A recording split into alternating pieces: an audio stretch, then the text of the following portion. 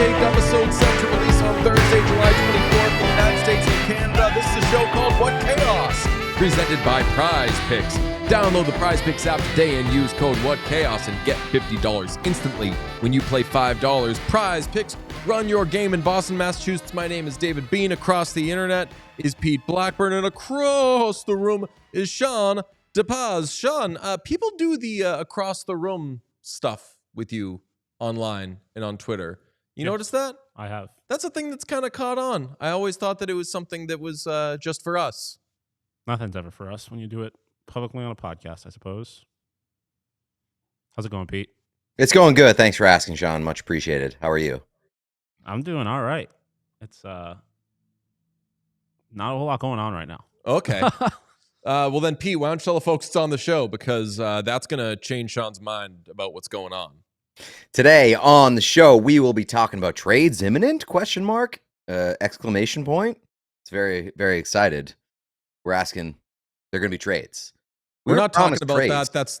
That's just going to be today on the show every week. We're not going to talk about that. It's not happening. It's like, I never thought the offer sheets were happening, but remember there were going to be all these offer sheets. Yeah. It's so funny that people thought offer sheets were happening when like free agents aren't even like UFAs. I found out today Jack Roslovic is just like twisting in the wind. This is the most boring offseason ever. It's unbelievably boring. Even like we didn't even get free agents on July 1st. Half the free agents that we were supposed to get on July 1st, like, nah, I'm good. So what an offseason. Football or something is the next topic. Kind of excited to see what that's all about. And then third, save the Kraken, which somehow like we've got to hockey, like an actual hockey thing. And that might actually be the least interesting of the three that we've said here, because everything about the Seattle Kraken, deeply uninteresting. But we're going to find a way to make them interesting on today's episode, so stick around for that. And finally, movies. I know what that's about. We're going to talk about Eddington a little bit, because that is the movie to talk about this summer. Oh my God. Oh, I love it. We'll get into movies later, and we'll get into our expectations for Happy Gilmore 2. We'll have a movie review coming on Friday. That's very exciting. Make sure you subscribe to the YouTube. But yes, mainly Pete and I got a gab about Eddington. This is our side hustle, this show. Our full-time job is talking to each other about movies. And we haven't really talked about Eddington yet. We've done it lightly on group texts, but we're going to jump in. And that shit rocks. We got to start like scheduling like a weekly or bi-weekly trip to like a brewery or bar or something because like that's where we do our best business. Now that we don't have brunch, like that's where we go and talk shop when it comes to movies and stuff. And Eddington is definitely like you were texting with our pal Alec about Eddington, and I just like excused myself from that conversation because respectfully, like Eddington to me is not a movie that you text about. It's a movie that you like have beers over, maybe like a light app, and you get into it, because that movie you gotta see the facial expressions on the person that you're talking to. You gotta get thoughts flying both ways very, very rapidly. That movie is just such a conversation piece. I'm excited about it. Okay, here's the deal. I'm free tomorrow night. Tonight, for anybody listening to this episode, Thursday, July 24th, in the United States and Canada. We'll talk about the movie on this episode, but let's still go like grab a beer, grab a bite, and talk about Eddington later on tomorrow. I've got stuff during the day, but at night, even if I have stuff, I'll cancel. What say you? I'm down. Yeah. What do you know about F1? You see F1? I did not see F1. Is that streaming yet? No, one of my friends texted yesterday and was like, gonna go to see a movie. And one of my friends was like, if F1 is still in theaters, see it. And I was like, oh shit. If it's still in theaters, I will tell you. So I did that. We'll talk about that later on Probably the show. not in the theaters. Off-season, It's probably not in theaters because I think like the movie theaters are only allowed to have movies that have Pedro Pascal in them in theaters right now. Yo, you see that thing? The reel about the AMC? No.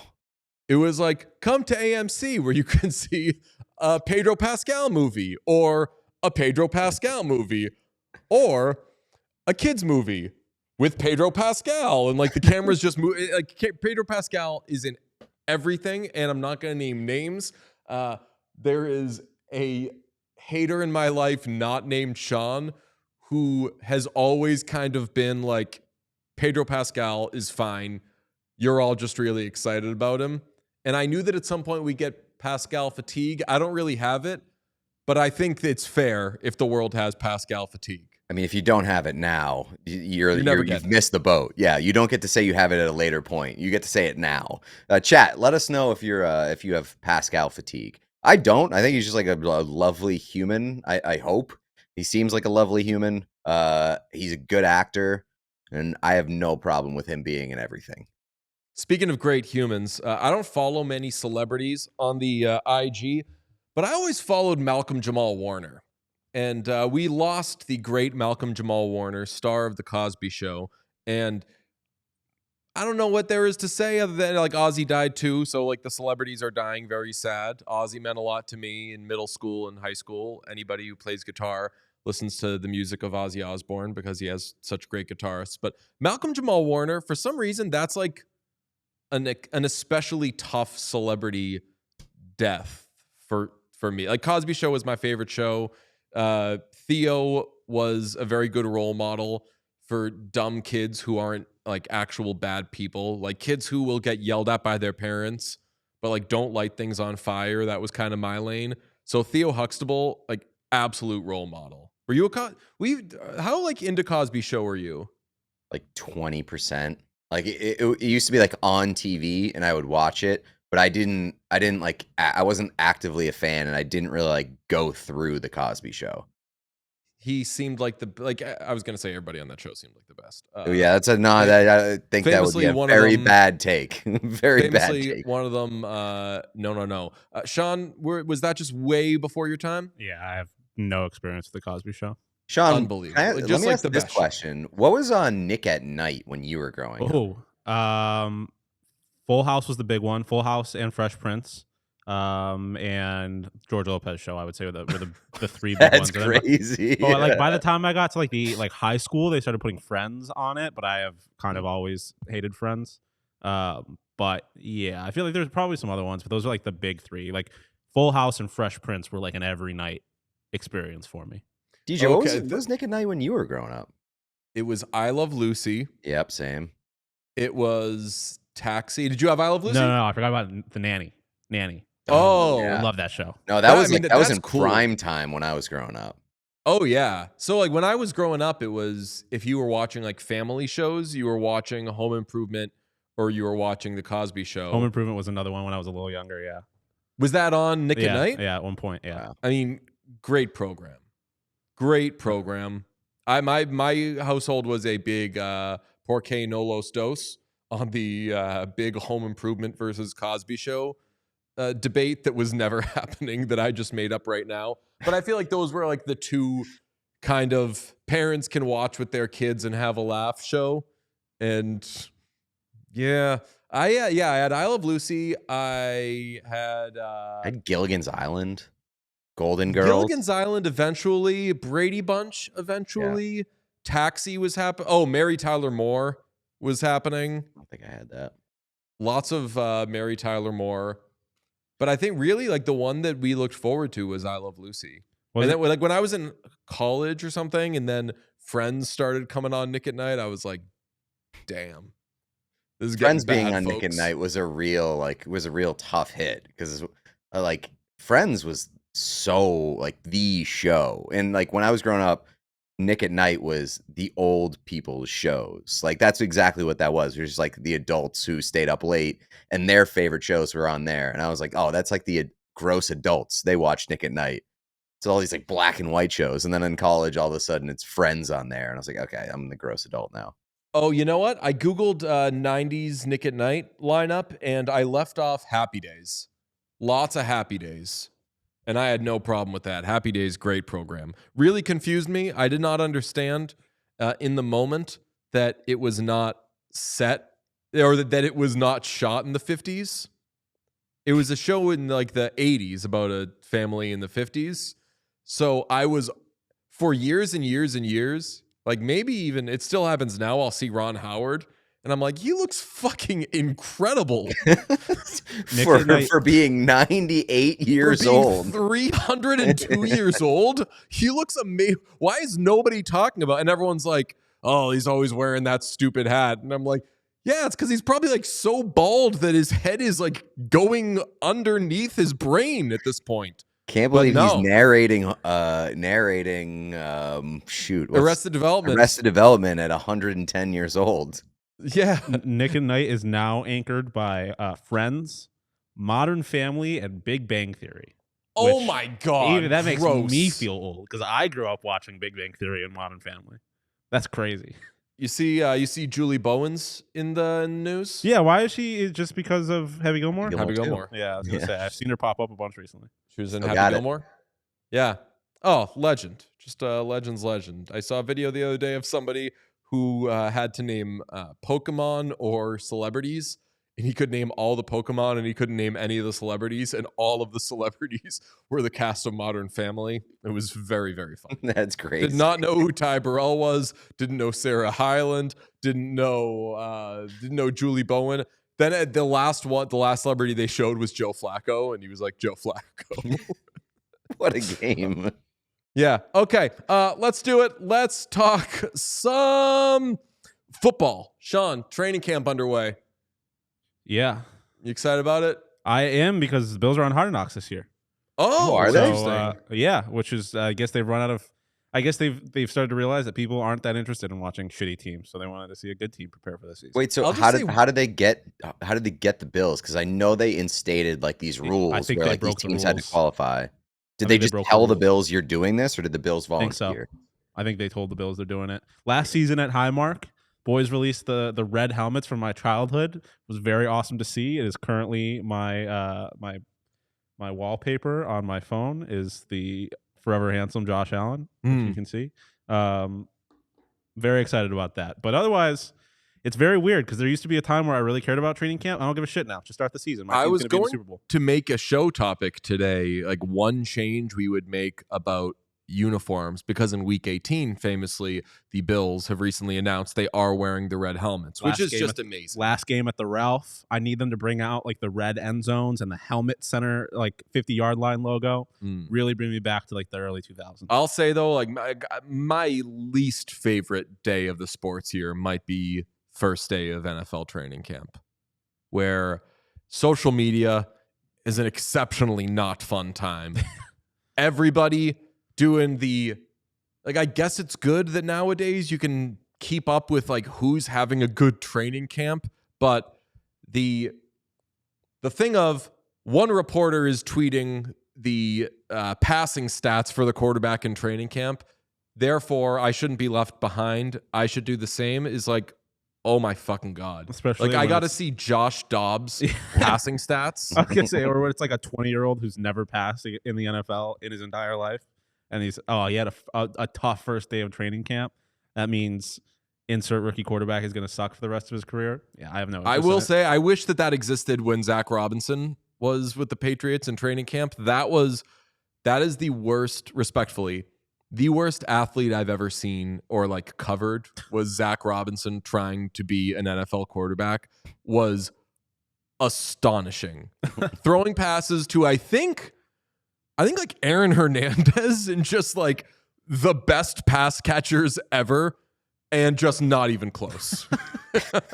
I accidentally caught like 14 seconds of Felger and Maz the other day, and it was I turned on the car, I heard a caller who was like, out of like the 5 Patriots quarterbacks, I think that Drake May is the worst, and they should have kept Joe Milton. And I just was like, I can't do this. Turned it off immediately.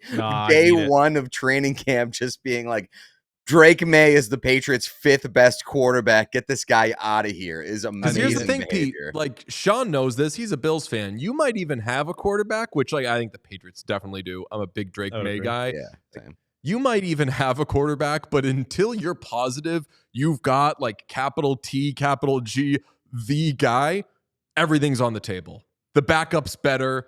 The guy they traded for a 7th round pick is better. Joe Milton, who is the aforementioned player, is better.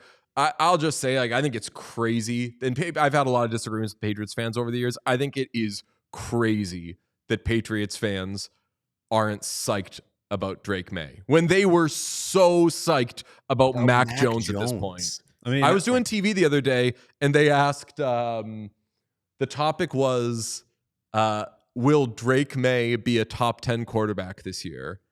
And I said, no. You guys asked me this question about Mac Jones in 2022, and I now do a hockey podcast because you guys asked me that question. I mean, I know that you fought this war in the trenches so hard, and like really like you earn the name Brave Dave in these trying times. But like the fact that nobody could see that Mac Jones fucking sucked. The fact that nobody could understand that Alabama never produces NFL quality quarterbacks. They don't do it. The one former Alabama quarterback that's in the NFL that's good right now graduated from fucking Oklahoma. Yes. Tua sucks and can't stay healthy, and every other quarterback they've produced sucks at football. They're basically Notre Dame. It's one of my biggest like gripes about college football and quarterbacks. Is like Alabama, they're a great college football program. They do not produce NFL quarterbacks. We need to put out like 13 clips from today's show, and it's all just like college Mac football. Jones sucks. Oh my! If What Chaos put out a DJ on Mac Jones, he sucks clip, that would be the best for anybody who has put up with either of our stuff over the years. It would be amazing. I'll just say last thing on football, which was really the only thing I wanted to say on football, is the quarterback situation in the NFL right now is fucking hilarious. You got the Giants naming Russell Wilson their starting quarterback. Naturally. You've got Daniel Jones holding the edge on Trent Richardson. Right? Not Trent Richardson. I was going to say, JJ? That would be that would be Anthony nuts. Richardson. Yeah. I mean, the Colts traded a 1st-round pick for Trent Richardson. Maybe they would put him in a quarterback competition. Do you remember when I forget where we were coming back from, but it was inspired by Time Crisis and Ezra's foray into football on the road back from, I want to say it was New York City. It was New York, yeah. When we went to interview the Blackhawks, we played the game in the car on the way back. Can you name all 32 NFL starting quarterbacks at that moment in time? That was a very fun game. Yeah, that's a good one. I mean, right now would be. Yeah, that's like, I was going to suggest like maybe we do it now. We get some off-season time to fill, but like that's horrifying. I think I would do so bad right now. I think I would do worse than expect. I mean, I can name all 32. We can do it if we want. I mean, we do have to hit the ceremonial or the customary pre-hockey talk ad read in a minute, but Sean's very confident that he can rifle off all 32. Let him go. Let him off the leash. Let me pull up the team. Let me just look at my computer and press buttons. I'm pulling up the team. So let me just type something into Google real quick. I'm not cheating. Just let me type this in. I've just got a list of all 32 NFL teams, so I didn't have to think of them. Okay. Yeah. Bills are Josh Allen. Dolphins are Tua. Patriots are the guy we were just talking about. They traded Joe Milton. Yeah. Jets are, I believe, Justin Fields. Maybe Correct. Tyrod Taylor. I think it's Justin Fields. I'm pretty sure it's Justin Fields. Ravens are obviously Lamar. Bengals are Joe Burrow. I don't know the Browns yet, technically. Could be anyone from... I think Gabriel. it's Deshaun Watson. It's Deshaun Watson, whoever Deshaun Watson is mentoring. Oh, right. Deshaun Watson's not healthy. Yeah. It's not... He's mentoring somebody. It's not Sanders. No, I don't think they've named their starter yet, so that's why I don't know. But they have Dylan Gabriel, Shedeur, and Joe Flacco still on that team? Be cool if he Joe Flacco- was. I think Joe Flacco signed somewhere else. Moving past the Browns. Joe Flacco's on the Browns. Okay, yeah, that's Oh, what wow. I thought. All right, I'll give you the Browns. The Steelers, Aaron Rodgers. the guy, Aaron Rodgers, former vice presidential candidate. Obviously, C.J. Stroud in Houston, Anthony Richardson, or Danny Dimes. It's looking like it's Danny Indy. Dimes. Trevor Lawrence in Jacksonville, Or Mac Jones. or Mac Jones. Nice. Cam Ward in Tennessee. Bo Nix. I almost called him Bo Nixon. In Denver. Mahomes in Kansas City. Raiders? Who's the Raiders starting quarterback? Oh, Oh, It's Gino. Oh, yeah. the The Raiders. Chargers is obviously Jay Herbo. My GOAT will forever be underrated. Fuck yes, Sean. How I are we not fucking talking about that? Love him. Cowboys is still somehow Dak Prescott. Giants, Russ. Eagles is Jalen Hurts. The pride of Arizona State University, Jaden Daniels in Washington. 20. Caleb Williams, Jared Goff, Jordan Love, JJ McCarthy in Is JJ starting? I guess we don't know that yet, do we? Let's I don't hope so for their sake. Right? Wait, JJ or Sam Darnold? Oh no, he's Sam Darnold's in Seattle, Yeah, right? Sam Seattle, Darnold. yeah. Yeah. Okay. I think it's got to be JJ right now. Okay. Not sure. Penix in Atlanta. Bryce in Carolina. Shaw, however the fuck you say his name, the rookie in New Orleans. Baker in Tampa. Kyler in Arizona. Stafford in LA. Somehow still Brock fucking Purdy in San Francisco. I mean, Yeah, not that's only just not like only it. still somehow now like making $30-40 million. He signed that Fucking massive ridiculous. extension this year. Mm. Give me the last one. Ridiculous. What's the And last Sam one? Darnold in Seattle.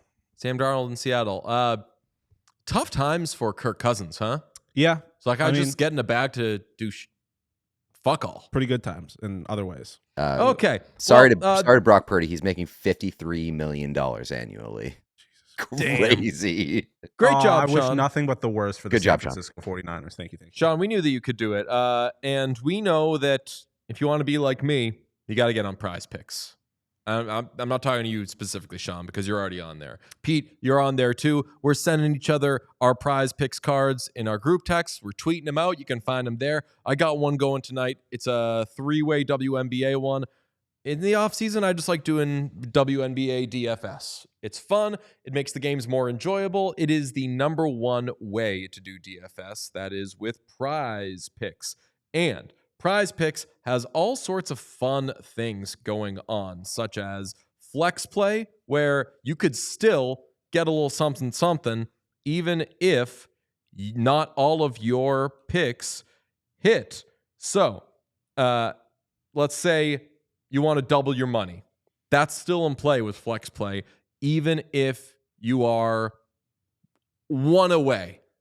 It's a beautiful thing that Prize Picks does. And they've also, they're putting their members first, so all withdrawals are fast, safe, and secure. When my picks hit, I can get my money in as quick as 15 minutes. And Prize Picks offers Venmo, Apple Pay, MasterCard, and more for quick and easy deposits into your account this season. Can even do CFL. You can do CFL? Shout out the 10th all-time leading passer in CFL history, Bo Levi Mitchell of the Hamilton Tiger Cats. He just entered top 10 all-time. Also, they have one team, I believe it's Montreal, that has like a weird shaped end zone. It's like a hexagon shaped end zone because there's a track there and they can't fit the whole thing, and they have. Is that Montreal? That's the Alouettes doing I believe that so.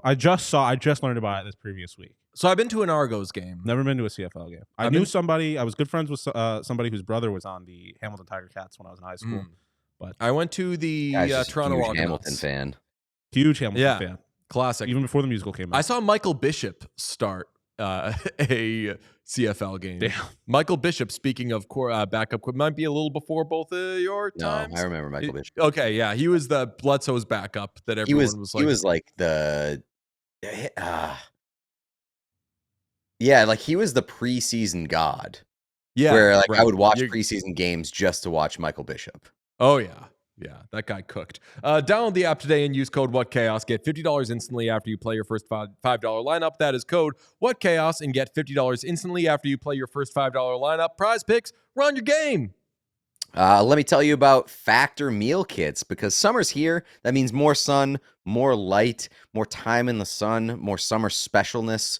But the one thing that you don't want to do during the summer, well, I don't know, I guess like if you're like a chef, you want to spend time in the kitchen. But if you're a normal person who wants to get the most out of the summer and get that fun in the sun, don't want to be spending hours cooking inside. That's where Factor comes in. They've got chef-crafted, dietitian-approved meals that are ready to heat and eat in just 2 minutes. Takes the hassle out of eating well. We love Factor. We've put many of our friends onto Factor, and they thank us for it because these are not your daddy's depressing frozen dinners.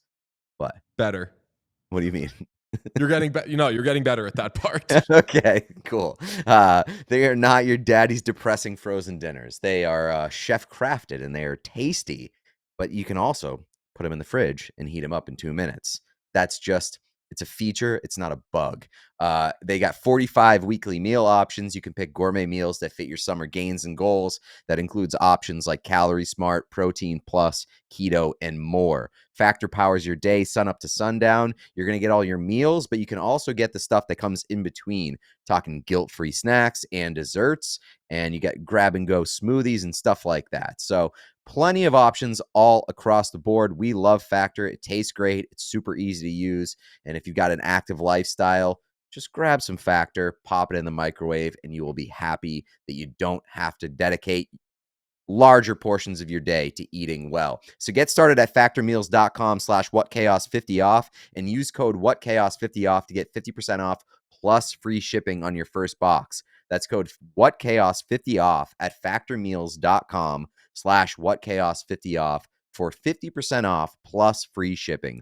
One more time, factormeals.com/whatchaos50off. Kaapo Kakko signed a 3-year extension as an RFA with the Seattle Kraken. And that's important to me because I read all of that, I formulated it, and I thought Seattle Kraken bridge Kaapo Kakko is the least interesting sentence in hockey history, and it's not the Kraken's fault, and it's not Kaapo Kakko's fault. Ooh, it's but kind of the Kraken's fault. It might be, but it was a sledgehammer onto this silly head of mine that said the Kraken have an interesting problem, and we've kind of known about it. And whenever we see anything from the Kraken or whenever we bring up the Kraken, with the exception of a great, fun Joey Decord video, it's usually, this isn't going great so far. So let's check in on where they are, and let's try to make the Seattle Kraken just a little interesting because it's been a tough go so far, Pete. No? No, it definitely has. I mean, they had their inaugural season, which had a lot of interest, obviously. They weren't a very good team, finished 8th in the Pacific. But then they had their second year, and that's the year they made the playoffs. And they beat the Avalanche in the first round. And you were like, oh, shit, okay, here. They've arrived on the scene. And they sort of had that like Golden Knights to them where they were like, oh, here we go. Expansion team, good in their second year. This is like a cheat code. They have not been interesting since. And when I say they have not been interesting, they have been deeply uninteresting and not very watchable since. Over the last 2 seasons, if we were putting together watchability rankings, just like very, very close to the bottom of the league. Okay, some of the stuff you hit there, and specifically that 2022-2023 season will be a big part of this conversation because that seems like it was an outlier that has forced the team to kind of chase something that we're pretty sure actually wasn't ever there. But let me give you a little rundown. So they're obviously like new team. They've had 4 seasons, strong fan base. I'll get to that in a second.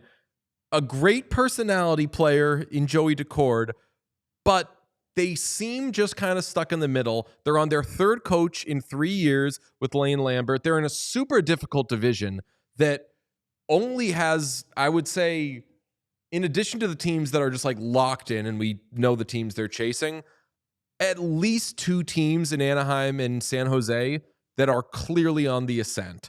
One clear positive, they got a good broadcast. Definitely. And also Bowie is cute. Their broadcast is like one of the top 5 best broadcasts in the NHL. Forsland and Eddie O is like, that is a supreme, that is money well spent. Let's hit, though, the experiment so far. Seattle entering its 5th season. I'm going to throw some stuff at you that you already know, but when you hear it, I think will blow your mind. Through 4 years, they've made the playoffs once, a wild card spot, and won 1 playoff series. In the Golden Knights' first 4 years, they made the playoffs every year and won 6 playoff series. Further to that, the Kraken's second best finish points-wise, 81 in 2023-24, would be the worst season in the Golden Knights' 8-year history. So not only are they not close to the success the Golden Knights have had, like their best is very, very close to the Golden Knights' worst. So like just 2 opposite results on the expansion front. In the sake of fairness for this discussion, though, it is worth pointing out that a lot of the mistakes that were made in the expansion draft that happened when the Golden Knights did it, and they took advantage of a lot of other teams, those teams were killed for years based off of how they handled that expansion draft. And I think that they were very, very careful not to make the same mistakes again. And so they weren't very aggressive when it came to the expansion draft with the Seattle Kraken. So they kind of just had to follow like the sort of paint by numbers route in that expansion draft. Yeah, totally. And teams, I think, realized from like one of the biggest things from that expansion draft, Vegas versus Seattle, is the teams were so worried of losing the guy they didn't want to lose that they gave up better the guys. Golden Knights shit. And in a lot of cases, it ended up being amazing. I mean, the big one, I can't off the top of my head, the Panthers paid the Golden Knights Riley Smith to take Jonathan Marchessault. Yeah, basically they were like, do not, I forget who they didn't want them to take. Yeah, but they said like, here's Riley Smith and Jonathan Marchessault instead of this one player that they were trying to protect.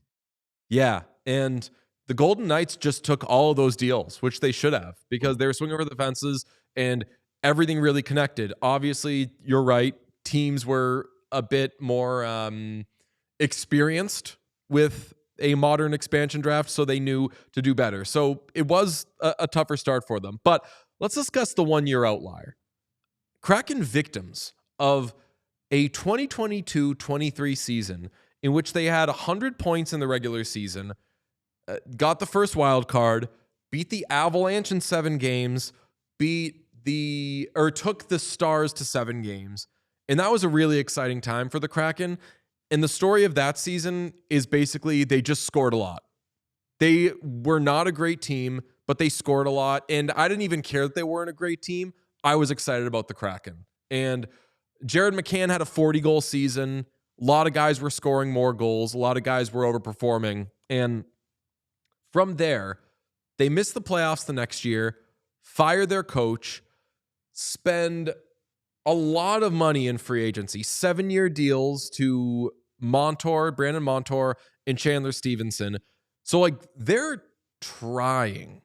They're spending. They're trying. Part of that, obviously, was changing the coach and bringing in Dan Bylsma, who brought in a whole new coaching staff, and Jessica Campbell was part of that. And that was kind of the most exciting the Kraken have been in a while. And they're just not, that season was an outlier. Like they were trying to build off of a thing that was kind of a fluke. Yeah. I mean, let me ask you this question. Have the Seattle Kraken ever had a star player? That's another big pillar part of this. I'll jump to it now. Like, is it as simple as they need a superstar? Because my favorite metric is guys. And the Kraken do have a good roster. And they have guys, and they are trying. They signed those 2 guys last year. They traded for Mason Marchment, which I thought was a stealth, nice little move. They have good players. Jared McCann, Matty Beniers, Shane Wright had a breakout year. Brandon Montour is a good player. Chandler Stevenson is in the NHL. Adam Larson is a good player. Jamie Alexiak, Vince Dunn, like not amazing players. They signed Ryan Lindgren, who I think is just like a quintessential Seattle Kraken type of player where like, yeah, I think he's good, but my friends don't really care about him sort of thing. They don't have bad players, man, but they don't have a super interesting roster. No, I mean, so they have like they have a lot of like middle of the roster players, but they have no top of the roster players. Like Matty Beniers needs to be a star for them. He has been their number 1 center basically since he entered the league, and like he had that great rookie year and has not really popped since. They don't have any other players on their team that I would classify as top of the roster players. What about Shane Wright? Not yet. Definitely not yet. But like Maybe. Shane Wright can get there. Jake O'Brien can get there. They drafted Berkeley Catton 8th overall last year. So like maybe they do have guys who will be stars. But I agree with you. They don't have any superstars, and they probably like would you say like Jared McCann like star-ish? Matty Beniers star-ish? Star potential, but like you can't even really say star-ish because when has he showed it outside of his rookie year, really? Like he has really not been a headline grabber or a real like I don't think that they have star players. I hope that Matty Beniers can be. Joey Decord is like a top half of the league goalie. Yeah. But does that constitute as a star player? No, probably not. So is it as simple as they need a superstar? Like I definitely think that would help. And they've got cap space. They've got $6.6 million in cap space. They've got 2 first-round picks each of the next 2 years. I mentioned Jake O'Brien. I mentioned Berkeley Catton. They've got stud prospects. If there were to be a trade in this, there will be trades off season where there have not been trades. If somebody did become available, this would be the team. And I mean, like I said, like they pounced on Mason Marchment and they extended themselves big time in free agency last year. Like they are trying. But not smartly. So like, I think that we did our free agency show last year and we had the agreement. Like the Chandler Stevenson and Brandon Montour contracts were kind of weird on day one. Like Montour, I like Montour. Chandler Stevenson was a real overpay. So like, just because they're spending money and throwing it at guys who aren't like the right guys, like, yeah, I guess like you can give them credit for trying, but it's also like that's a layer of ineptitude. Oh yeah, I mean, they're not doing a good job. But, yeah, right. But they're trying. I'll also say I did a little journalistic stuff today. I went undercover as a prospective season ticket buyer, and I didn't see any wait list. They did have a wait list whenever there's an expansion franchise, there's like a wait list and everyone's all jazzed. I was clicking around and I was like, I think they'd give me season tickets right now. I think I remember hearing, although they do sell well, their attendance is great. Yeah, but I do remember hearing not last season, the season before, like the season that we started this show.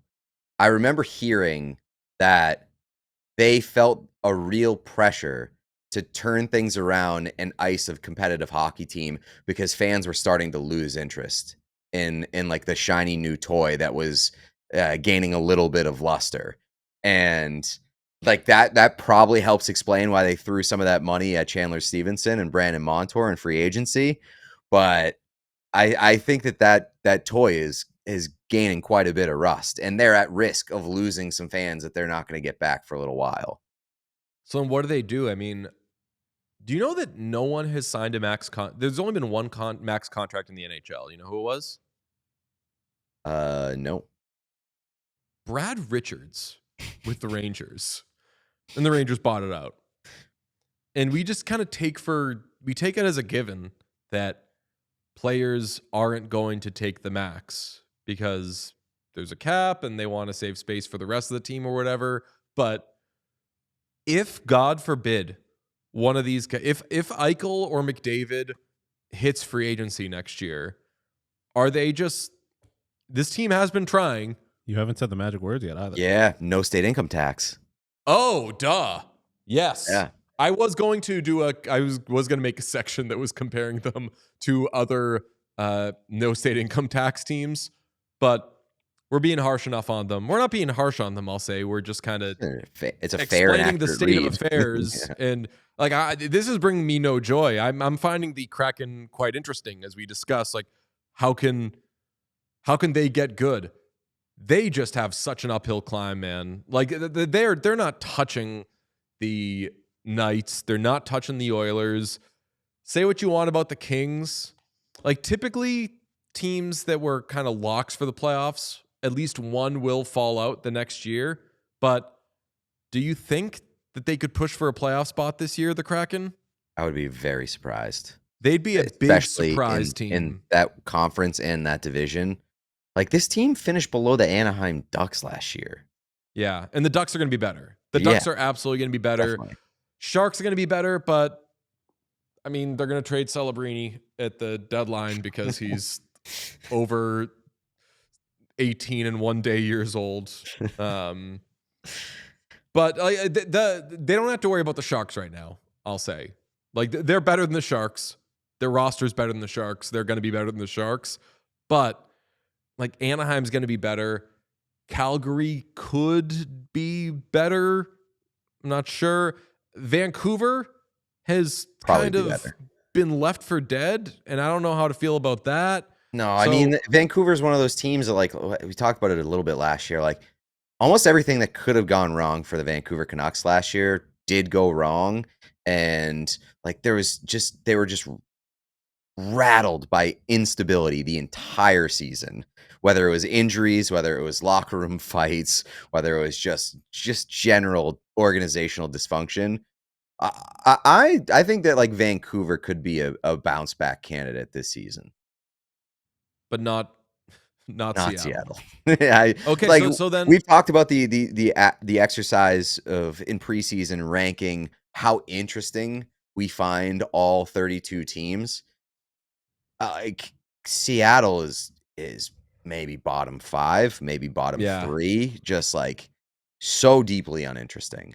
And they're too new for it to be like that, which is maybe why this does kind of, I don't want to keep using the word interesting or interest, but like it does sort of pique my interest that a team this new has already seemingly lost its flavor for a lot of people. I mean, like the proof is in the pudding.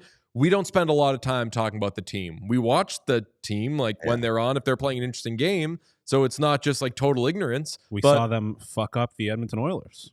That's right. That's right. Oh, no, but like the hockey world does not talk about them. And I tweeted like, we've got a new episode coming out. We're going to discuss a team that no one really talks about a lot, but we'd like to make more interesting. And someone responded right away, like, you're talking about the Kraken. It shouldn't be that obvious. I know. Like I think right now, Sean said it before the show, like the Kraken are the new New York Islanders, which like that might be fair. But when we talked about the New York Islanders, like when people were saying that about the Islanders were a pretty good hockey team. Like they were making the playoffs. They had like a pretty good roster. It's just they weren't interesting to watch, which I disagreed with at points, but like the point still stands. They were pretty good, but not interesting. The Seattle Kraken are not very good and not very interesting, which is a pretty devastating category that not a lot of teams in the league fit into. I think there's a lot in one hand interesting, there's a lot in one hand good, and sometimes you combine the two. But there's very few teams that are bad and uninteresting, at least to like us who are this deep in the league. another thing I'll say on them, I like them down the middle. They're like, they are not bad down the middle. Shane Wright takes another step forward. Last year was kind of his first like real year in the NHL, and he was good. Matty Beniers, Shane Wright, Chandler Stevenson, and they got Freddie Gaudreau. Like, I don't hate him down the middle. And like Eberle is like half a guy still, and Kakko can be better. There's just a lot of in the way that the Capitals became the fun island of misfit toys, like the where's that guy gonna go? Everyone went to the Capitals last year and it all worked out. The Kraken are a lot of where's that guy gonna go, and they go there and you forget about him. Mm-hmm. Yeah. So I don't know what the solution. Like, do we put a fresh? Do we like spiff up the jerseys? Do they? No, the jerseys are great. Like, we want to get them a new arena 4 years in or something. Widely regarded as having one of the coolest arenas in the NHL. I think their branding is awesome. Their jerseys are great. You got one right there. There they are. Both of those are so good. Like, I'd like maybe. I think their away jersey is awesome. Home jersey's good enough. Like, it's not the branding, man. It's the fact that the what it represents is just not that entertaining. Yeah, man. They need like this team needs a prime Stamkos badly. If they had like one prime Steven Stamkos, I mean, at this point, I would even give them old man Steven Stamkos. Like, the Predators are going to be trying to get rid of those guys real soon, most likely. Just give them to Seattle. Like, at least that will make them slightly more interesting. And then Nashville can go ahead and blow up whatever the fuck they're doing there, and we can get on with our lives. But fix two problems at once. Just give the Kraken Nashville's guys. Famously, I'm not a conspiracy theory person, but if you are in the camp of people that thinks that maybe the NHL gave the Islanders the first overall draft pick as a response to taking away their All-Star game, if the NHL is seriously worried about the Kraken kind of falling out of favor amongst their local market and not being that interesting, there may or may not be an all-time prospect at the top of next year's draft. Yeah, but we all know he's going. McKenna's going to Pittsburgh. Because fair. That is like such a fait accompli. We've go discussed ahead and have Keaton Verhoff. Like, somebody identified the deeply uninteresting team that DJ was talking about before he even gave one hint about it. If you asked any hockey fan who pays attention right now, like, what is the bleakest team in the league? I think that most of them answer Pittsburgh, right? Like, I don't think there is a close second to bleakest outlook in the NHL behind the Penguins. Okay, would you rather McKenna to Pittsburgh or Seattle? I don't want good things happening. I'm gonna say Seattle. Yeah, like, West Coast hockey, baby. Yeah. Always. Yeah, absolutely. I'm gonna say Seattle. Just like, I don't like. I hate the idea of two separate franchises like phasing out their long-term superstars and then immediately getting them another one at number 1 in the draft. Because the Blackhawks did it with Bedard, and now if that happens to Pittsburgh, it's just that's got conspiracy written all over it. And honestly, like, this is gonna be we'll post all this as Kraken stuff, but like, you brought up the Penguins. I don't think we can post it as Kraken stuff. I think we have to disguise it as something else because nobody's clicking on Kraken stuff. Yeah, right. Oilers. First time we've said Oilers today. Not bad. Just do least interesting team in the league and then make it like Connor McDavid. Yeah. Get people real fired up. Or like, are they the next Oilers? Question mark. And it's still a picture of Connor McDavid. Shane Wright ghosted into the background. Yeah. Just like low opacity, like ghost of Shane Wright. Pittsburgh should be punished for what they've done with Sidney Crosby, not rewarded. Well, I mean, it depends. Like, is what they've done with Sidney Crosby a reflection of Sidney Crosby, like in his wants and needs? Should we punish Sidney Crosby? This has got to be the year, right? This has got to be the year that like it transitions from let's have the conversation to like, oh no, this conversation is happening. because Yeah, I mean, this guy is in very, very bottomless pits of despair. they traded for Carlson a couple of years ago, so we had to pretend that they were trying to be a good team. But going into last season, it was just so clear they're bad. They're not going to be good. That's what it is.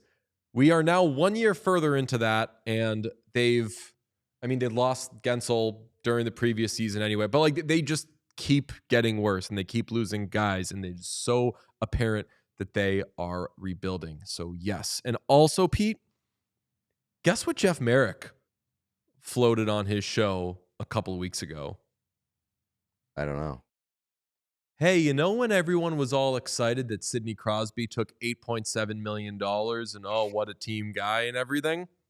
Devotees of the show will remember the crybaby Penguins fans who lost their minds when we, and specifically someone across the internet from Pete, said, or maybe he's making his contract more tradable. So if he gets moved, he can go to a good team that doesn't have a lot of cap space.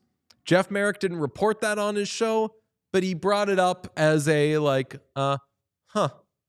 maybe that's what was going on. People, there's no way Sidney Crosby has blinders on. He's considering everything. And I just don't want the Crosby conversation to get to where the Bo Byram conversations have gotten and the Trevor Zegras conversations have gotten, where it just becomes hey, don't forget, this still has to happen eventually. Like, let's not do that with Sidney Crosby. Right. Like a Sidney Crosby trade should not be unexciting in the sense that like we all know it's coming and it's just like a relief that it's finally happened. I like any trade that involves Sidney Crosby should be like a wow, holy shit kind of trade. And I just hope that we don't continuously run this lap in circles until he finally decides that they're not going anywhere and he's had enough. Like, just get him out. Get him out. Boy, wouldn't that save this offseason if Sidney Crosby, after we heard there's going to be trades, there's going to be free agents. There haven't been trades. There haven't been free agents. There's going to be offer sheets. There haven't been offer sheets. There hasn't been any of this shit. None of the guys that we thought were going to UFA went to UFA. None of the guys we thought were going to be offer sheeted as RFAs got offer sheeted. None of the big trades. What's the biggest trade we got? Noah Dobson, JJ Peterka. Great. Love you guys. That's not what we were fucking talking about.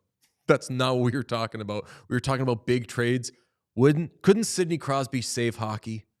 Could he save this little game of ours by just getting traded? Yeah, but Now, somebody came out with the just mentioned, was it Kevin Weeks? I think Kevin Weeks threw some like random stuff out there being like sounds like him. thinking Sidney Crosby might get traded, and like Sidney Crosby himself spoke to a Pittsburgh reporter and was like, that guy's fucking clueless and absolutely not. So Sid, we say it because we love you. I know, we're trying to help. Although I'll say I said I want Gavin McKenna in the West. I want Sidney Crosby in the East. Oh yeah. That needs to, I mean, Montreal would rule.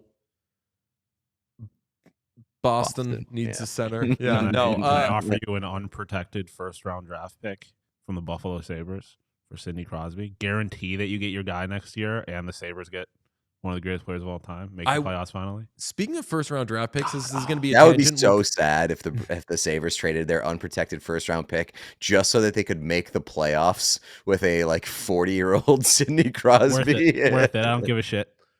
This is a side thing, and we'll come back to Crosby and the teams in the East because there's a couple that I'd like to see him go to. But I was thinking about what's the craziest thing that could happen this season? And I don't know why this popped into my head, but I mean, there's a very clear answer. I've said at some point the Panthers, whom I love, not a Panthers hater, will have a fallow year. They'll have a year where they just gotta rest. And like we go to the Cup final every year. We got bad hips. We just gotta lie down. If you will. A sabbatical. I always bring up the Glastonbury comparison where they do a fallow year where it's You know what? Everyone walks on the grounds at the festival. We need to give the grounds a year off. No one walks on it. The Panthers, I think if they really want to like become a dynasty, it sounds silly, but like they got to miss the playoffs one of these years. They just got to like sit it out and then just bam, bam, win the next two because they'll probably do that. Or if they win this one, maybe take next year off, whatever. I don't think they're ever going to miss the playoffs in this little 3-year thing they've got coming up. But what if that year, whether it's God forbid injuries or whatever else, what if it's this year and the Panthers miss the playoffs? One of, I believe, only 2 teams that has traded its unprotected 2026 first round pick. And the Panthers give Gavin McKenna to the Chicago Blackhawks for Seth Jones. Oh, yeah. That would be unbelievable stuff. I don't know if I see it happening. Like, I think the Panthers could take this year off and still make the playoffs. That's the state of the Eastern Conference right now. But that would be incredible. And nothing would piss off every fan in the entire NHL outside of Chicago more than that. And you know what? I would probably the next day I'd make the argument the Panthers still won the trade. They won the cup. But damn. But I mean, like the true answer for like the craziest thing that could happen this season is a Connor McDavid trade. Like, it's not gonna happen, but like, why the fuck hasn't that guy signed yet? Where's the extension? We're like 3 weeks deep into the extension window. I thought it was gonna happen on day 1. Where we at? Draisaitl took until September, right? It was early September he did his. Yeah, but here's the thing. I think that Connor McDavid hates the possibility of being asked about it so much. Yeah. Like, if he's trying to focus on hockey, I think Leon has more patience to be like, I'm not talking about the contract stuff. I'm not talking about that. I think that Connor would like snap midway through October. Like, especially considering how things go with the Oilers during the regular season, any sort of down slope on the roller coaster, going to get questions about the contract situation, and he'll lose his mind. Yeah, so that just gives me confidence that he's going to do it before training camp then. So like maybe he'll do it in August, or as people have said, I think they said this about Draisaitl too, where they're like, there's not going to be a negotiation. It's just going to be like, when do you want to do it? How many years do you want? And like, what's your number? And if he says like, okay, I'll do it now. I want 2 times 16. Then I would be like, oh. Yeah. I honestly think that like his best course of action would probably be like 3 or 4 years. I think everyone says he's going to do 4 years. I like 3 or 4 years, pretty high AAV, but like not obviously like not max contract. Like, that sets him up so well, and like it'd scare you shitless if you're the Oilers. But like, what are you gonna do? And maybe that's why we're 3 weeks into the window and nothing's happened yet. Maybe he's set on that, and they're like, well, maybe we can convince him. Maybe let's keep talking about it, and that just at this impasse. But like maybe in September at some point he's just like, no, this is the deal I want, and either I'm not going to negotiate during the season. You can either give it to me, or we can have this conversation next summer. And at that point, like, you gotta fucking give it to him. But yeah, because it goes from 8 years to, I mean, right now he goes from, or once the new season starts, he goes from being able to sign an 8-year extension to a 6-year extension. Yeah. Yeah. And that's the thing. Like, that's not a bargaining chip that Edmonton really holds. No, he can sign. Oh, yeah, because he wouldn't be able to sign the 7th year unless he did it before the new league year starts. Expires, so yeah. That's something where like I've heard people say Oilers should go to Jake Wallman and be like, hey, we'll give you $7 million a year times 8 years. And like, he has to fucking take that because he's like, I'm going to get 8 years. And like, we've seen the kind of ups and downs this thing has taken. So a lot of teams I feel are going to do that with their teams that are going into this star-studded free agency period next year. But in the case of the biggest one, Connor McDavid, the team being like, we can give you 8 years. He's like, what do I want 8? What do I want to lock in my price for 8 years for? I go year to year and or I can Austin Matthews it, which I think Austin Matthewsing it is his way to go. And I think it was Tyler Remchuk that brought this up, though. He's like, the one part about this conversation that's so stupid is that people are like, he should do a 4-year deal because that puts pressure on the team to build a winner. Yeah, they really need pressure to build a winner. They have Connor McDavid and Leon Draisaitl on their team. They're thinking about maybe kicking it down the road till like 5 years from now. That's really when they're going to pounce. And I think they're trying to build a winner. And like, do you really want a situation in which Stan Bowman's running your team and he feels like there's a closing window and he has to act aggressively to put together a winner? That didn't work out super well in his last job. So like applying more pressure that's a great point. Like it's not conducive to good business, I think, in this situation. No, I mean, it's a better point by you that like you specifically have the last GM in the world that you want thinking, oh, we got to keep this thing open. If not now, it's now or never. Got to go trade for somebody. But whatever. I don't know. Seth Jones is happy right now. On the Sidney Crosby thing, Montreal, what about Tampa? It's not sexy. It's not original six. I get it. But shit would rock.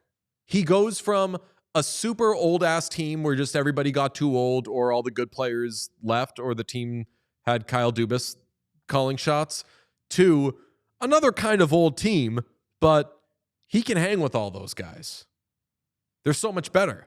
Yeah, but I mean, like, I think that if it's Sid, he's gonna like handpick his destination, and like maybe he really likes the no state income tax. I doubt it. Seattle, baby. I really do think it's probably like Montreal or Colorado, and I know that those are the two most thrown out there teams, but like it's got to be those, right? Like, or like, what if he went to LA? I think it's either one of those two teams or a team that is like going to win a Stanley Cup. I don't feel like he's going to go somewhere. I don't feel like he's going to go to Tampa. Do you think he would go to Florida? Can they afford him? I mean, like who can they throw off? They are already. I mean, they still haven't. Let's note. I'm liking this hockey conversation we're having. Let's note. Evan Rodriguez has not been traded yet, which to me says like, go home.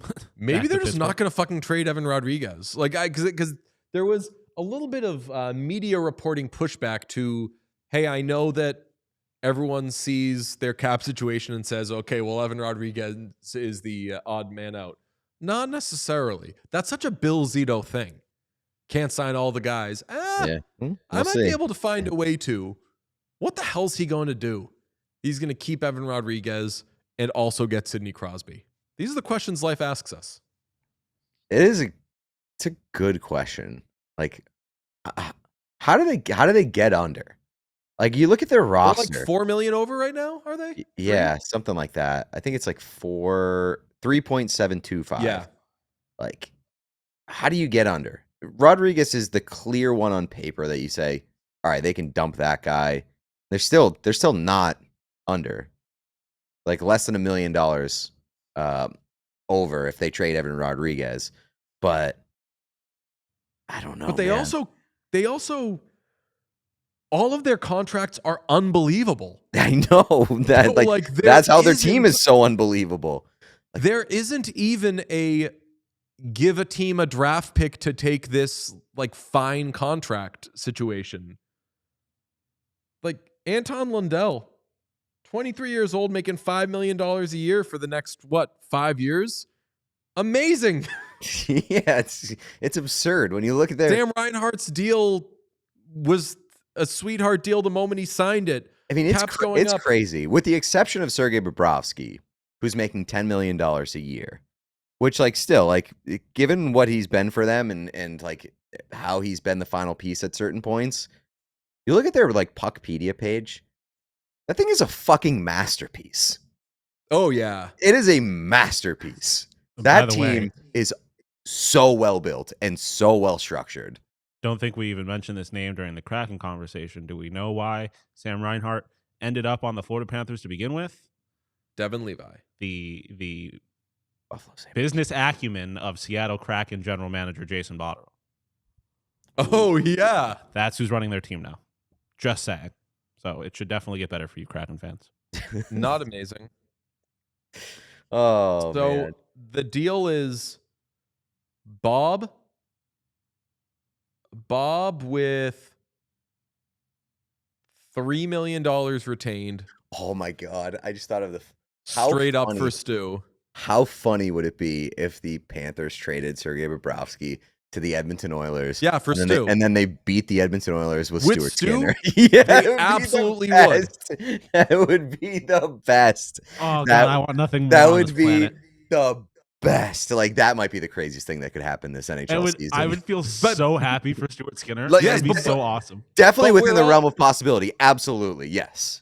My money Like, would be more than likely. Yeah, Yeah. my money would be. I mean, if it's the rest of the roster the way it is right now, and they don't look tired, my money would be on Stu and the Panthers. That would be so funny. It And would- I also feel like Stu And the strikes joke me would as- be, the joke would be on idiots. It would be on the Oilers, but it would also be on idiots. We're like, oh, they never win a Stanley Cup with that guy. Like, they won't. These guys yeah, will. like But that's like I don't want Stu to win with the Panthers, because then they'll just be like, well, he won with the best team in the league, of course. somehow Any goalie also could win with diminishes that team. Bob's legacy at the same time. but his numbers would be Really good. Yeah. awesome. Yeah. They wouldn't let him have those stinker games because they would just have the puck the whole time. God, and then he'd win Conn Smythe. In Edmonton, after Game 6, injected into my veins. And the Panthers wouldn't let us talk to him. Ugh. Yeah, that would Bob for Stu solves problems. And the Panthers get to keep Evan Rodriguez. It would also just be like you constantly kick somebody's ass, and then you just like give them your gun, and then beat them with a knife. It's like Yeah. paying your little brother, and you constantly give your little brother the broken controller. And you're like, I'll take it this time, and then you still kick his ass. Except if Bob is a gun, Stu is a gun too. He's just a gun with like no bullets. He was a gun that was better than He's a It- gun that's jammed. Jams. He's a gun. He's a gun that has been in 2 duels against this other gun and was better in one of them. His Bob and his Stu, gun jams as far a as lot. I'm it is 2-0 Panthers. It is between Bob and Stu, it is 1-1. As far as I'm concerned. And as far as the hockey gods are concerned. But that would be amazing.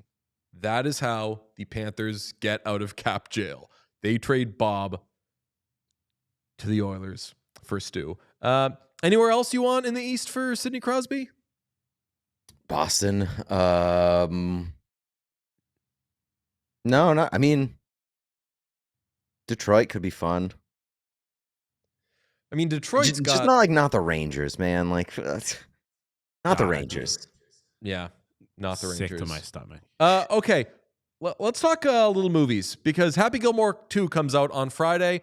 We will have a review out. Make sure you are subscribed to the YouTube. It's going to be very, very good. Oh, shoot. We owe you another ad read. Let me tell you about Shady Rays. I'll do that first. Shady Rays, best things you could plop on your face. I've been spending a lot of time outside, whether I am rollerblading, whether I am taking walks, whether I am on a sailboat with friends. It's what I do. I even went golfing with Pete. It was a blast. And I wore my Shady Rays, an independent sunglasses company offering a world-class product rated 5 stars by over 300,000 people. Their shades have durable frames and crystal clear optics, making them the perfect choice for all outdoor adventures. They got hundreds of options to choose from, so you're bound to find the perfect pair to match your style. They probably even have a style in your favorite team's colors. I can confirm that. You can get something in a nice orange, where in the fall for Texas, and just keep on wearing. For the Edmonton Oilers, it's a good time. And if they ever go missing or take an unexpected hit, don't sweat it. They have the most insane protection in all of eyewear. Every pair is backed by lost or broken replacements. And if you don't love your shades, exchange them for a new pair or return them worry-free within 30 days. There's no risk when you shop. Their team always has your back with personal and fast support. Exclusively for our listeners, Shady Rays is giving out their best deal of the season. Head to shadyrays.com and use code AC35 for 35% off polarized sunglasses. Try for yourself the shades rated 5 stars by over 300,000 people. Let me tell you about our friends at Mando, because Mando is the men's deodorant brand that's hyper-focused on keeping every aspect of your body smelling fresh and clean. Yup, we mean every aspect. You've heard this read before, and you know what we're about to say. We're about to say balls, butt cracks, pits, belly buttons, grundles, and more. Everything. Bare butt, balls, and back. That's right. Just don't put it in your eyes. I think that's a bad idea, but I think everywhere else, you're good to go. Their scents are Keep it out of geared the towards mouth. men. Yeah, probably not. Like no eyes, no mouth, everything else. It's like and like into the penis, don't do. You could put it on your penis, but yeah, right. And like butt cracks, not buttholes.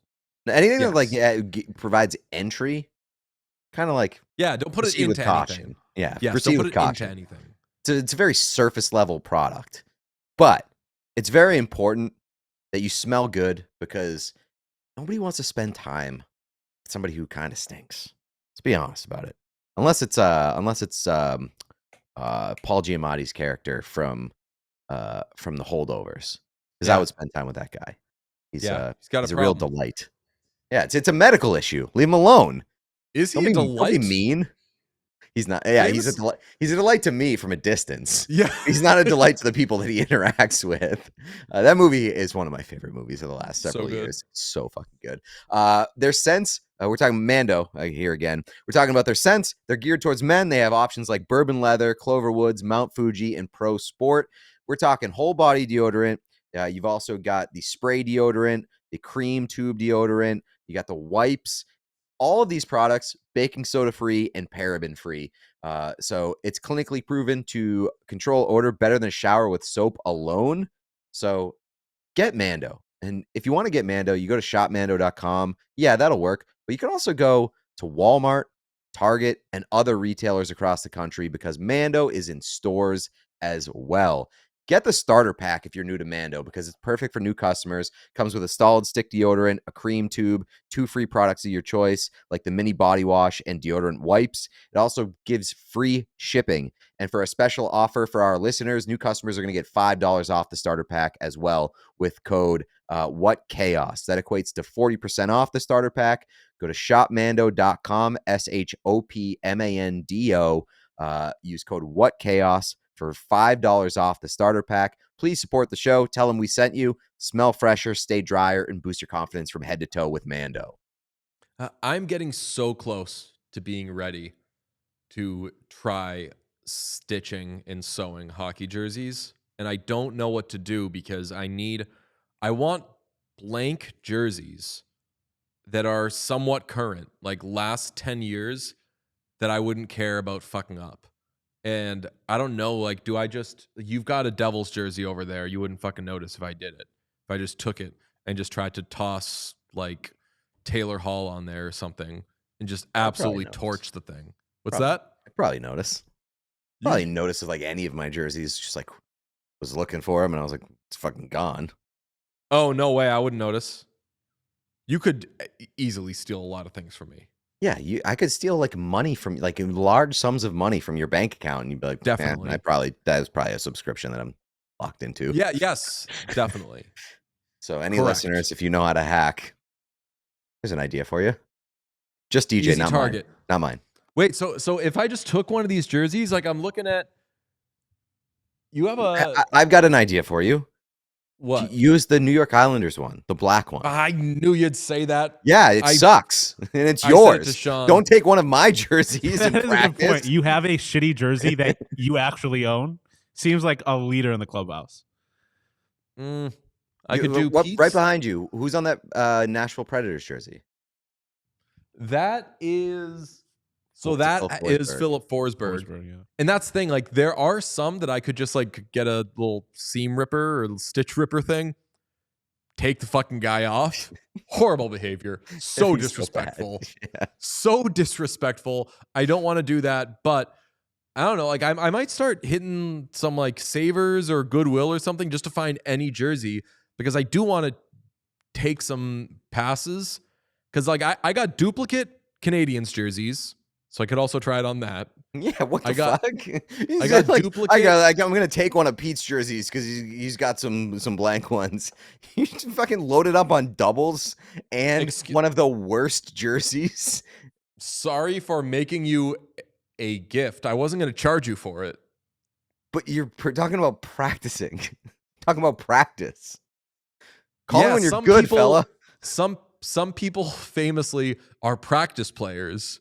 They're better in practice than they are in the main event. So I was going to practice on your jerseys, and then once it comes time to really shine, and I don't know, we do like a live stream of me making a jersey. I think everyone would really be into that. I mean, a then trade deadline stream in which you sew on a player's jersey on his new jersey. Like You it's have like an the NHL you have draft. the first jersey like mere minutes after this person's been traded. You have a Sidney Crosby. You got to save one of those Montreal Canadiens jerseys. I mean, if we did, especially if we acted like there was pressure to do it quickly, that would be fucking Go, hilarious. go. Go, get Like him on, get like him a on. pit crew, jersey Yeah. pit crew. That'd be so good. That'd be awesome. So I got duplicates. So I do have the Islanders jersey I could do. Who was on that team? Boychuk was on that team. That'd be cool. Yeah. Nick Leddy. Famously with the Islanders, we don't really care who's on the team. I don't You know who remember was on that far team? back. Do like a Matt Martin. That'd be sick. I was going to say like Chad Johnson. Ugh, no thanks. No? Yeah, I mean, I I know also you scoffed at that. love Chad Johnson, but nobody wants. If I saw you with a Chad Johnson jersey, I'd be like, "Come on, brother, get it together." Chad Johnson is a really, really nice man. I wonder what he's up to. I bet he's coaching or doing something nice. Nice Probably man. coaching What were like you high gonna say, school Sean? hockey. What's that? He's probably coaching like high school hockey. Let's see. Chad Johnson, hockey now. Sean, what were you going to say? No, I was just saying that I also scoffed at the suggestion of Chad Johnson. Okay. Let's talk movies because a lot of people want our thoughts on Eddington and Happy Gilmore 2 coming up. Happy Gilmore 2 comes out Friday. We're going to have an episode. Be subscribed to the YouTube. I'm actually excited about it now. And I'll tell you what, I did not. I thought that I couldn't be excited about it because it's not in theaters. And that's such a really weird boomery take. But I feel like if you're going to put out Happy Gilmore 2 29 years later, put it in the theater. Like, let my dad go see that shit. Yeah, it just feels very, I don't want to say like mailed in, but it feels very low effort. And to wait all this time to do like a low effort Adam Sandler Netflix movie. And I'm going to reserve like all these things that I'm saying about this movie because obviously we haven't seen it yet. But from all previews and looks, like it looks terrible, not just in that it doesn't look like a good movie. I don't need it to be a good movie. I need it to be funny, but it looks terrible visually. And it looks like it's been put through like a 2025 Netflix movie air fryer and to get like that kind of video effect. And I hate that. Like there's no reason that an Adam Sandler or there's no reason that a Happy Gilmore movie should look like gritty. It should be shit looks bright, vibrant, and fun. Yeah, man, that shit looks so that whatever textured grainy thing, it's dim. It looks so fucking bad. Do you know what? I found out this morning. You know who directed that movie? Bad Bunny? That'd be awesome. No. Do you know Kyle from Workaholics? Oh, I yeah. did, yeah. Yeah, bearded fella. Yeah, he directed Happy Gilmore too. Damn. And I Okay. like Workaholics. I don't know. It might be his directorial debut, which would be kind of wild. But yeah, he directed that movie. No, he Okay. directed Game Over Man, which that was the Workaholics movie. He directed Murder Mystery, which was the Adam Sandler and Jennifer Aniston vehicle, which was not very good. Dumpy And pants. he has also directed Happy Gilmore too. Like this is my problem with Adam Sandler, is that when Adam Sandler is in charge of a product, or project, he only puts like people that he really, really likes in charge rather than getting people who are good at the job. Yeah, I need Stephen Brill directing that. You know who Stephen Brill is? I don't think so. He directed Little Nicky. He Okay. directed Hubie Halloween is the most important Hubie thing. Halloween And, was awesome. That's the most recent great thing Adam Sandler has kind of been in charge of, you know? Mm-hmm. You don't cut Uncut Jam because he was just there. hired He for wasn't his in charge. services, Yeah. and he knocked that shit out because he's amazing. Looking forward to seeing it though. And I Once Upon a Time was not looking forward. It seems that you're not very excited. No, it just seems like it's a cameo fest. It doesn't look like there's many funny jokes, at least not to the trailer. I'll be so happy to be wrong, and I'll be so happy if it is a pleasant surprise. I have such low expectations for this movie. I could not be less interested in this movie. I'm interested, but Did Happy Gilmore matter to you? No. Oh, Like really? I like Happy Gilmore. I appreciate it. Like Bob Barker scene fucking rocks, and Shooter was like a Shooter parody account was like a huge Twitter staple. I feel like. Right. Yeah. So yeah. like there's like touch points there for me, but like I don't really care about it that much. Yeah, it doesn't look good. The trailer, like they keep showing the trailer with the Jeopardy joke, and it's just like, if that's what you're coming at me with, like trying to give me your best effort to get me to watch this movie, you're not doing a good job. And like it's one of those things where it's like I don't really like when people complain about like, oh, Hollywood has no new ideas, or like, do we really need a sequel for this? I think like if it's making money, strike it while the iron's hot. My problem with with some of the sequels is when it happens 20 years after the fact and it feels like kind of mailed in and it bombs. Like the Dumb and Dumber one, that movie was horrible. And we did not need it like 20 years after the fact. If you're going to let it go that long, just either don't do it or nail it if you're going to do it. And like this, I fear that this is going to fall into the Dumb and Dumber sequel. And I hate to say it, I don't think I'm going to be able to get over how it looks. Yeah, I know. That's like, there's no excuse. Why does it look like that? Who wants it to look like that? But you know that they're selling the putter? Really? Odyssey is making they make a Happy Gilmore putter that they made, I want to say 1,000 of them, something like that, sold out. It's $500. I don't know how much normal putters cost, but it's $500. That's more expensive than a normal putter. They're going to be back in stock on July 25th, 2025. I know this from following Darren Rovell on Twitter. And like, this is what Rovell is up to these days. I would not spend $500 on a Happy Gilmore putter. Wouldn't do it. I also probably would not. Eddington. Let's talk Eddington. Saw that. It's polarizing. I think it's got like 70s on Rotten Tomatoes audience score and tomato meter. This is Ari Aster's follow-up, I believe, to Beau is Afraid. I don't think he did anything between that. So it's another Ari Aster, Joaquin Phoenix. 60s. 60s? 68 tomato meter, 64 popcorn meter. Right where I want it. I love that shit. I love that movie. I loved it. It's definitely not perfect. It is. There's a lot of things that you can poke holes in or have a lot of questions about.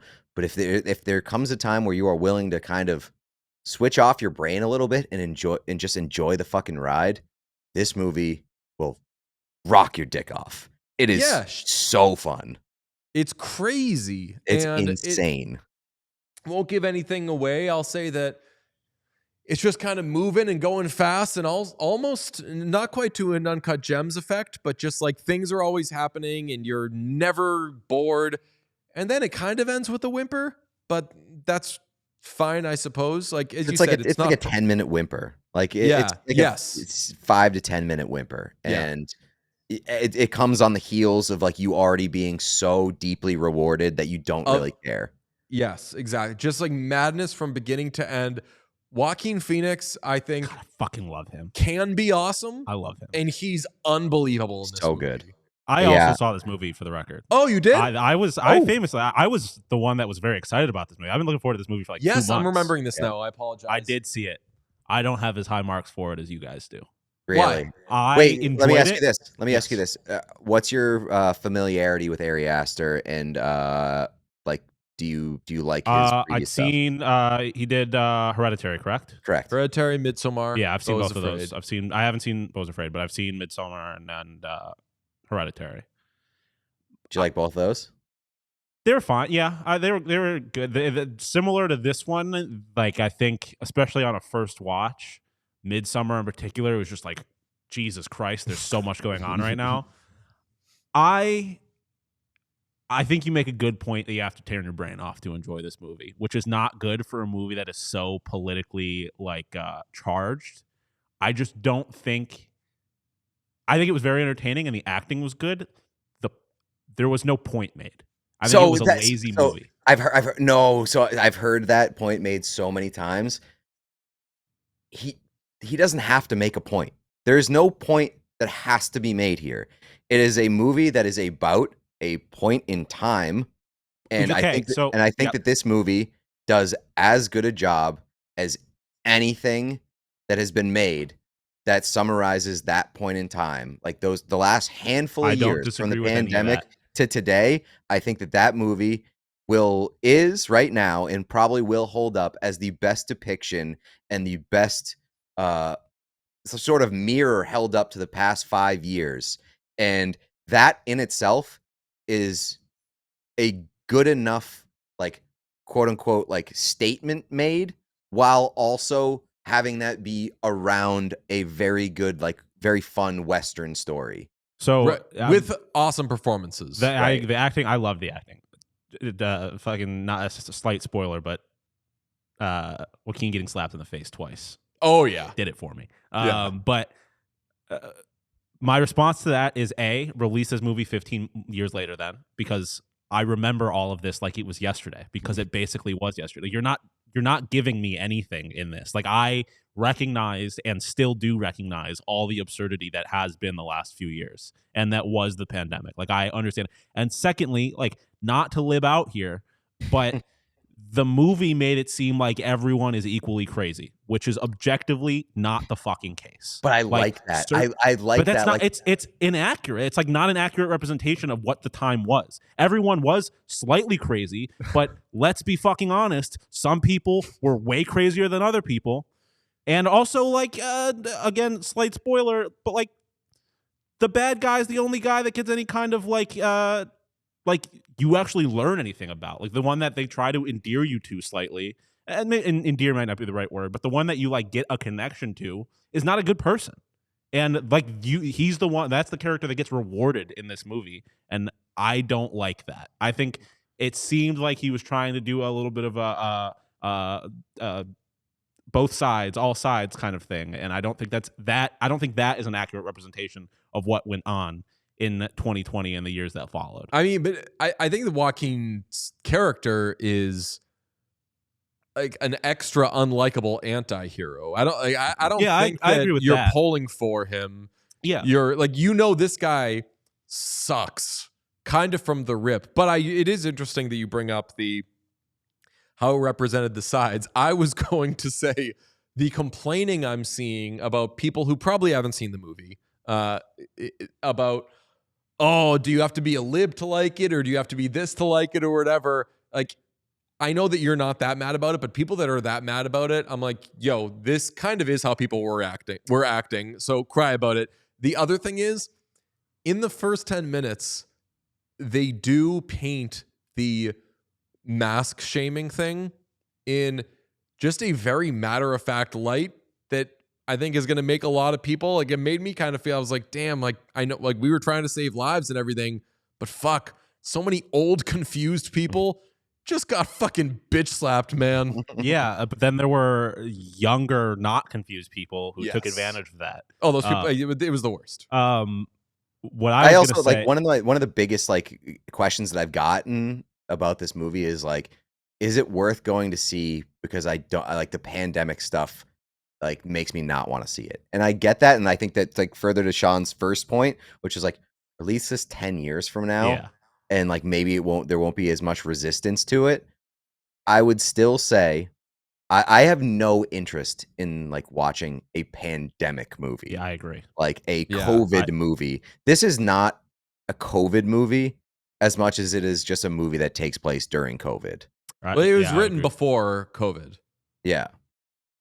Yeah. It's COVID's a part of it, and like all like the political stuff is a part of it, and Yeah. it's just this stuff is built around the main story here, which is, to me, like, that part is like, it doesn't need to say anything politically. It's just building what actually kind of happened politically and like in society around just like a fun story.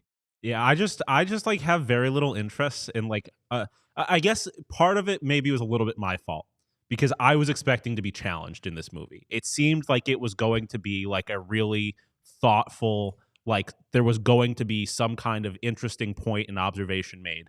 I think if you didn't understand any of the points that were being made in this person, you're a dumb person. Like all of the stuff that happened in this movie is very, and I get that like it may be in a particular situation where like particularly like the race stuff I will look at differently than a lot of people, obviously. So like maybe there are more people that don't understand all of this stuff.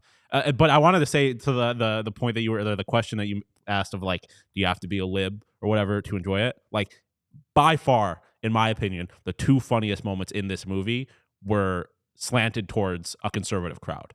Oh, like yeah, there's one. yeah. That like really the stands- dinner table. Dinner Dinner table. Dinner scene. table was Just- one of the funniest scenes in the movie I have ever fucking seen. And that was like a true like, yeah, that it is kind of fucking crazy. So I was gonna go with my lovely, and she eventually, when I was trying to talk her into it, was like, maybe this one you see by yourself. And I was like, word. Got to. Because I was like, I don't know if it's violent or whatever, and she's not into that sort of thing. Yeah, it was. I got back from the movie, and she was like, how was the movie? I immediately told her about the dinner table scene. Yeah, that's the same thing I did to somebody. The other one was when the sheriffs were in the office watching Pedro Pascal's political campaign, and he's like, "Is this Jefferson? Like, where did he bust these guys in from?" I was like, "That shit is so funny," because as a liberal Democrat siding person, generally speaking, and also as a person of color, like I see right through that shit all the time. And so the fact that they called that part out of it, well, I did find funny. Yeah, I mean, I'm about to marry like the world's biggest lib in Ellen, and she like guffawed at the dinner table scene. It like, was loud, so, like the theater burst out laughing, and that's But you know, like that is where, because I saw one criticism of it is from Ken Jack, whom we love, said he finds the liberals and conservatives are in their own bubbles thing is just kind of lazy. Like we know they are, and like the jokes about that are just kind of whatever. They're not that funny. In the case of that dinner table scene, they were not stretching like the kids' dialogue. No, and yeah, the way the kids were speaking was that was kind of how people were talking. And I am saying this with the utmost respect, I guess, or like deserved respect. This movie, the more I think about it, was for white girls. Like it was for people that like it was for that group of people who were like, or not white girls, but like that young liberal crowd who like doesn't understand that like the rest of the world is not viewing. So like the scene in particular where the girl is explaining to the black cop about racism. And it's just like, you like there needs like it's for a group of people who need to be like who need to be shown, who need to be tricked into thinking that they are going to see something that is on their side, and in the process reveals to them their own absurdity. Like, so again, back to my point where like this movie is not for smart people. Like it is not for people who like, or at least the point that the movie's trying to make is not for smart. It's not for people who understand this shit already, who like have been living in the real world and haven't had their head buried in a bubble and get that like everything is absurd. So when you say it's for them, you mean that They're the ones that need message it. that is being imparted is intended for this segment of certain young people who may be whatever gender or I don't think that whiteness. this movie intends to like educate people. I don't think that I Oh, it's yeah. I'm trying to with you, I don't send a know Pete. that it necessarily message. does. I just think that this is a period piece with a Western theme, and it's a satire. It's a black it's a comedy. satirical Western black comedy. That's all it is. Yeah. And And it doesn't need to be anything more than that. Like, I think that some people wanted it to be more in like what it was trying to say and making a bigger point. I don't think that the movie or Ari Aster had the intentions of doing that, and that is not like the viewer projecting that onto the movie. I think is wrong. yeah, Ari Aster doesn't really do profound. He does spectacular, but he doesn't do profound. Like the big, I know that like Midsommar, there's a lot of, and he's said that it's a breakup film. You see that this means this or whatever, but like it's all kind of obvious. Best gaslighting movie I've ever seen in my life. Yes. Beau is Afraid. That is magnificent and spectacular and everything, but it's a fucking nightmare. Just like it's a mess, and you come out of it. I saw that movie and I was like, it's one of the craziest movies I've ever seen. And then I never thought about it again afterwards because it didn't make me think. It didn't give me anything. It just stunned me and floored me and overwhelmed me. This movie made me laugh. It did not really make me think. And I definitely agree with you, Pete, that I don't think that there is a political slant to this. I think that people might be disappointed that there wasn't more of one. That like if you're going to make jokes about this sort of thing, at least kind of pick on the bad guys a little more. My counter to that would be but then you pick a bad guy and then you're alienating like no, not even that. Like he made the bad guys look pretty fucking dumb. Yeah, he made both sides. He made all sides. All like absurd things that have happened in the past 5 years, whether you are whatever political leaning you have, whatever like part of the country you live in, whatever. He made almost everything absurd that's happened over the past 5 years. He just like depicted it in a fun way. And I liked that. And my response to that, like, and again, this is me living out, but like I feel like to a certain point, if you're going to talk about like this is not Midsommar or Hereditary. Those things are not real stories about stuff that don't matter. Like this was a very real thing. Like you talk about George Floyd, you talk about COVID, like to depict this as something where like everybody was fucking crazy, right? It's like no. Some people had a right to be fucking crazy because people that looked like them were getting shot and killed by police officers, or like their old relatives were dying because people wouldn't like. I think that at a certain point there is a little bit of responsibility to like not make it look like everyone is equally absurd because again, not everyone is equally absurd. So that part, and then also like the globalist plane, like you just kind of lost me at the end. I feel like there was an attempt to do a little bit too much. And I was that just was like, kind of crazy. I was just like, what the fuck?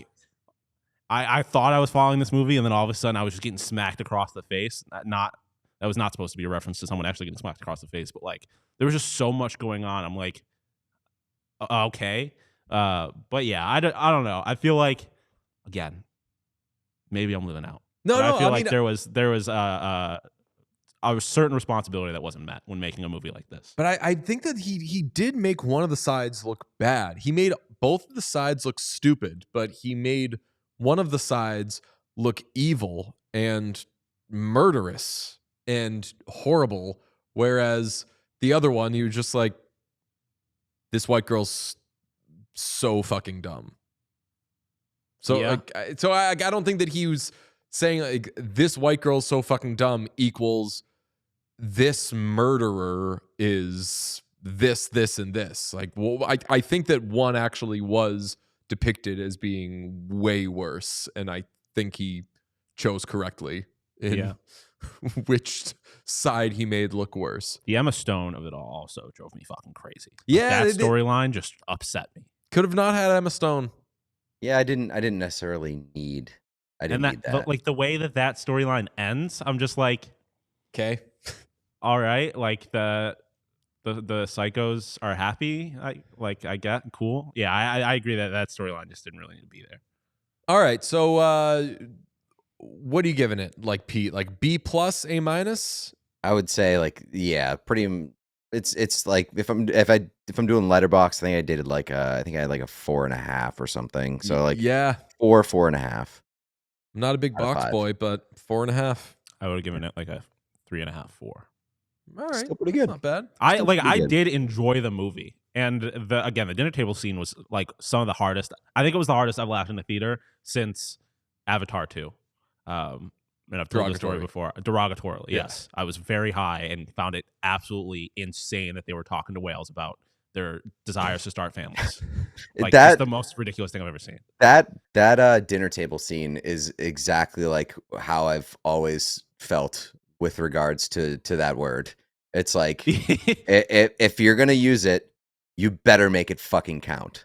That was like a true that's like it's such a great depiction of like the two Americas, and not necessarily how it's described in like a traditional sense, I guess, like black versus white, but like real like left versus right. Like you both think like I know like everyone thinks you're stupid. Like you both think that each other are stupid. Yeah. And that people lose that. Oh God. I loved that scene of that movie so much. All right, we're gonna find the time of the movie, and we're just gonna give you a timestamp to just head into the film about 45 minutes late or whatever it may be, and catch that. It's also very long. It's 2.5 hours long. Yeah. Oh, I forgot to say, when I saw this movie, I walked out of it, and the security guard at the theater was walking past me at the same time. He asked me how the movie was. I was like, oh, it's crazy. And he's like, yeah, I've only caught like the last 15 minutes of it a couple of times. And I'm like, what? I was like, oh, well, you've seen a lot, man. Yeah. Like, you've missed a ton, but holy shit, if there's a part of that movie to see, I guess that's it. Because you had to have been very confused walking into that chaos. When I was going to see Midsommar in theaters for, I think, like the third time, guy was checking my ticket and he was like, oh, buckle up, man. This movie's crazy. And I was like, oh, I've already seen it a couple times. He was like, what? How many times did you see those old people jump off that thing? It's like, yeah. Shout out Butterfly, man. Officer Butterfly. That was like the most like, oh damn moment of the movie, I would say, to me. Officer they called him Butterballs, but he was Butterfly. It was his actual name. The native officer. Yeah. God, I don't want to give too much away, but Joaquin Phoenix walking out of the gun store was just like such a fucking. You don't have to give that away. Western. That was in the trailer. It was in the trailer. Oh, was it? Yeah. It's like this is like a modern Western right here. I was waiting for walking out with a machine gun. Movie. I was like, that was an unbelievable scene in the trailer. I need to know where this came from. Damn. Have you seen the theater trailer for Him yet?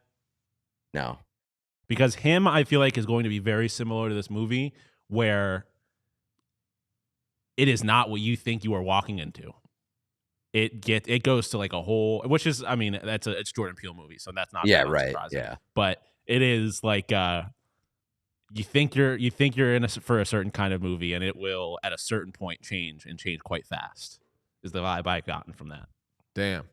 Well, we'll have Happy Gilmore 2 for you on Friday. That's going to be really, really, really exciting. Make sure you are subscribed everywhere, and also on Apple Podcasts, wherever. We're trying to get our Instagram numbers up. We're doing that by not posting on Instagram. We're just old-fashioned word of mouth. That's right. Door to door. We're taking to the streets. Tell a friend. You know what? Send an old clip of the show to a friend. See if they'll bite. We have a real grassroots movement with our Instagram account. Try it out. That should become a bit of ours, that we're growing the Instagram. And we see how long we can go not posting on the Instagram while we grow the Instagram. See if we can get like a Charlie Sheen type thing. Remember when Charlie Sheen got on Twitter? Didn't tweet, but it was like, Charlie Sheen has created a Twitter account. And within a half hour, he had like 1 million followers, because everyone was like, what the fuck's he going to do? Yeah. Let's try to do that. Every 1,000 followers, we'll throw you a post. Just as a little reward, a nice little treat. I don't hate this idea. We're going to edge the algorithm. That's right. Just going to give you a little something just to get a little spike, and then we cool it. We're gooning on the gram, folks. We're finally Finally, a hockey show that goons on the gram. Finally, someone's gooning on Instagram. Okay, we got a lot of stuff coming up, but Pete gets married end of next week. Mhm. Very exciting. So we're going to have a taped episode coming your way next week, and then touch and go throughout the offseason, but we're still going to have stuff every week for you, and it's going to be a lot of fun. This was a great episode. We actually just bullshat about hockey for a while, which was nice. What about the Seattle Kraken of all teams? The Kraken know, was that's good, crazy. but then like after the Kraken thing, the Kraken was good, concentrated discussion mostly, and then the Penguins stuff, I thought really got the wheels rolling. It led to Gavin McKenna to the Blackhawks via Florida. Oh yes, I can't believe we I got forgot about Stu. Stuart Skinner winning a Stanley Cup with the Florida Panthers. Stu winning Conn Smythe with the Panthers. Oof. I'm like mainly excited that we got a year's worth of Seattle Kraken talk out of the way in July. Pretty exciting That's it. We're done stuff. now. I will say the last time there was a point made of not talking about the team became one of the more fun teams in the league the following season. Was thinking about that. Minnesota Wild. Mhm. It's true. Are they going to do anything? There was a point made about not addressing Bowen Byram, and then he signed a contract like 3 days True. later. So can we have a Sidney Crosby moratorium officially? No Sidney Crosby talk until he gets traded to the Avs. I need it. No, because I feel like we kind of have to take a central role in driving the bus in the Sidney True. Crosby. Like we've been talking about it for so long that it would be dumb for us to hop off now when it's about to get really hot. Yeah. Plus, we got to be there to take the lap on Penguins fans. Definitely. Damn. This gives me a good idea for next episode that you will hear on the next episode, I hope. We'll talk to you soon. We love you. Happy Gilmore 2 coming your way Friday. Review. It's going to be great. Bye. Like, subscribe, do everything you can. We all silly like the mayor.